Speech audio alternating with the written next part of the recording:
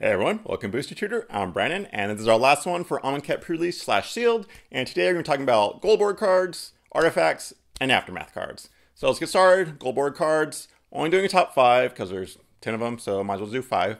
And at number 5, On-Crop Champion. This is the green-white one, and it is 2 green-white for 4/4 human warrior. You may exert it as it attacks. When you do, untap all other creatures you control. Alright, 4 mana for 4/4, I'll play that. The fact you get to untap all your creatures when this exerts, that's pretty good. I mean, you attack with everybody, you untap most of them, except for him, of course, and you have a bunch of blockers now. If you have other exert cards, you get to use them again next turn. Only thing is, like, green, not too great for exert. I'd rather it be, like, red and white, but, you know, I'll take it while I can. There's like at least a good rare, and the commons are okay. So that's why it's number 5, On-Crop Champion. Number 4, Kinra Charioteer, or something. 1 green-red for a 3/3 with trample, and other creatures you control have trample. Okay, this is exactly what green and red wants to do. 3 mana for a 3/3, of course I'll play that. 1 trample, even better, and it gives all your creatures trample. Oh man, like green, there are some cards that just have no evasion, and they're big, like the 7/7, or even the big guy with hexproof. Giving them trample makes them so much better. I would splash for this if I could. In a green-red deck, it's amazing. That's why it's number 4. That name I said. Number 3, Merciless Javelineer. 2 black-red for a 4/2 Minotaur Warrior. Pay 2, discard a card, put a 1/1 counter on target creature. That creature can't block this turn.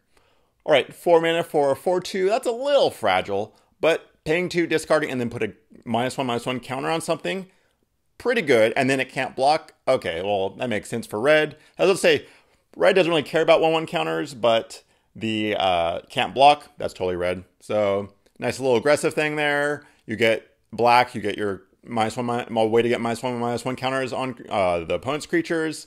Just a really good card. It can just kill creatures outright if you have enough cards. Though discarding cards, I mean, that's not just something you want to do willy-nilly. Yes, willy-nilly. But hey, if it's going to kill a creature, sure, you'll do it. So number 3, Merciless Javelineer. Number 2, Decimator Beetle. 3 black-green for a 4/5 insect. When it enters the battlefield, put a -1/-1 counter on target creature you control. Whenever it attacks, remove a -1/-1 counter from target creature you control and put a -1/-1 counter on up to 1 target creature defending player controls. Oh, okay. This is perfect for the like black-green deck.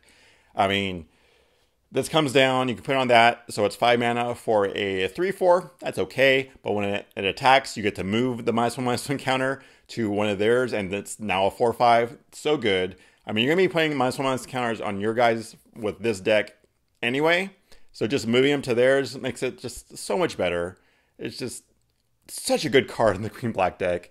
Would I splash for it? Depends on if I have enough cards that give -1/-1 counters to my guys. Even then, I mean, just moving 1 from this beetle to theirs, that works too. So that's why it's number 2, Decimator Beetle. And our number 1 gold card, Aven Wind Guide. 2 white-blue for a 2/3 Bird Warrior, flying and vigilance. Creature tokens you control have flying and vigilance, and Embalm for white-blue. 4 mana for a 2/3 flyer with flying with vigilance also. That's fine. It's not great, but then your tokens get flying and vigilance. That's amazing. Like Embalm creatures, all your like little warrior creatures you're making, so good. And then it also has Embalm, so they kill it. It's just going to come back later on and give all your tokens flying and vigilance again. Like, this just does so much work. Great in the white-blue Flyers deck, which I love, which just wins games in sealed. I'm just telling you guys, go Flyers. So that's why it's number 1, Aven Wind Guide. Okay, now let's get to artifacts. Top 10? No. Top 5?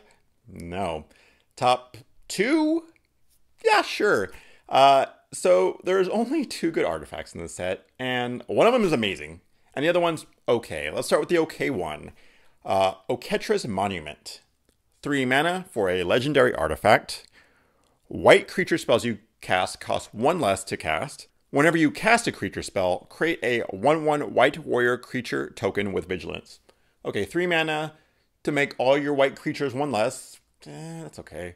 When you cast a creature, though, you get another creature. It's a 1/1 token with vigilance. I'll take that. I mean, you're making an army there. That's not bad. Like, I'd play that in a white deck with a lot of creatures. Wouldn't play it in any other, like a black deck or anything like that. No, just don't even bother. So, yeah, it's okay. That's the thing. But Edifice of Authority is amazing.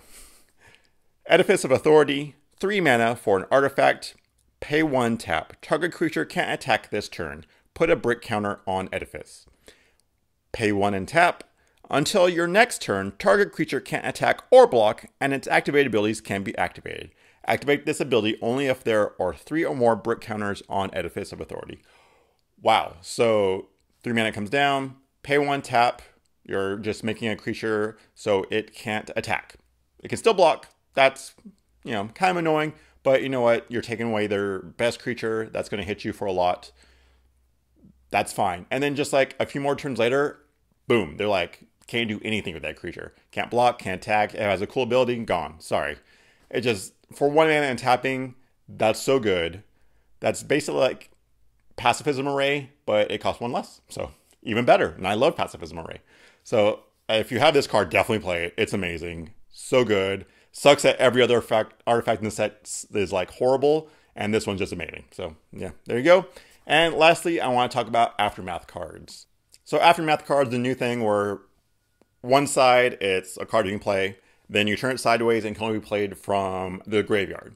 So I was going to put these in multicolored, but none of them are that great for like the top 5, I thought. And, just thought I'd talk about them separately since they're a new card type and everything. So there's a few at uncommon, but only 3 of them are really worth talking about. So let's start with the third one. Destined and Lead. 1 in a black, instant. Target creature gets +1/+0 and gains indestructible until end of turn. So that's the part you can play when it's in your hand. And then the part you can play from the graveyard is Lead. It's a sorcery for 3 in a green. All creatures able to block target creature this turn do so. Okay, so the normal side, it's a fine combat trick. It saves your creature from removal or just from, getting blocked. I'll play that. Maybe, might cut it. But then you have the Lead card when it's in your graveyard. Late game, say you just like have an army out, but you can't get through. You put this on one guy, he has to get blocked, and all your other guys get through. That's fine. I like that. That's not a bad card. I'll play that in a green-black deck. Would I play just the black side? Maybe, but probably not. You definitely has to be like in a green-black deck. See, that's the problem with Aftermath. They're like half their side usually aren't worth just that. Like it has to be in like the 2 colors, or it's kind of like blah.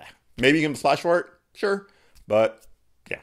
Anyway, the second best one is Spring and Mind. So Spring is 2 in a green for sorcery. Search your library for a basic land card, put it onto the battlefield tapped, then shuffle your library. And the Aftermath side is Mind, 4 blue for an instant, draw 2 cards. Okay, so ramps you for 3 mana, puts in play tapped, that's fine, that works. Sealed is slow, you're going to want that mana, kind of fixes you too. Then the Mind part, late in the game, you say you're out of cards. This is sitting in your graveyard, it's not really costing you a card, 6 mana, draw 2 cards, yeah, that's great, I'll take that. Sealed is slow, this is a fine card if you're in those 2 colors. Would I play just Spring? Maybe if I'm like in a 3-color deck, but I don't really want to be in a 3-color deck, but it's sealed, so you can do it easily. Yeah, so there's that one. And the best Aftermath card, which is actually pretty good, is Start and Finish. Start is 2 in a white for an instant. Create 2 1/1 white warrior creature tokens with vigilance. And the Aftermath Finish side is 2 in a black for a sorcery. As an additional cost to cast Finish, sacrifice a creature, destroy target creature. Okay, so you're in white, you want to make tokens. This is a pretty good way. You 3 mana make 2 1/1s with vigilance, sure. But the black side's really good. It's basically just removal. Like, you make those 2 guys, use one of them, just destroy any creature on their side. That's really good. This one, would I play just the white? If I'm going like a hard tokens deck, yeah, I'll do it because you want to make tokens and there's not anything like a common that really does it too well. But in a white-black deck, this is like amazing. So good. So I probably would actually splash for the black just because it's removal. So yeah, that's why this card's pretty good. So there we go. We're done with everything. Set looks really fun. Looks pretty much like all the colors do what they do. Like blue's known for what it does. Red's aggressive. Green makes big creatures. All that stuff. Looks kind of slow for sealed, but sealed is slow. In draft, I think you can get some pretty fast decks out, but it's also kind of just be kind of a little bit slow. Looks fun though. Can't wait to do the pre-release. I'm going to my midnight one. I'm going to record some stuff. Yeah. Anyway, if you want to follow me on Twitter, booster_tutor, and see you next draft.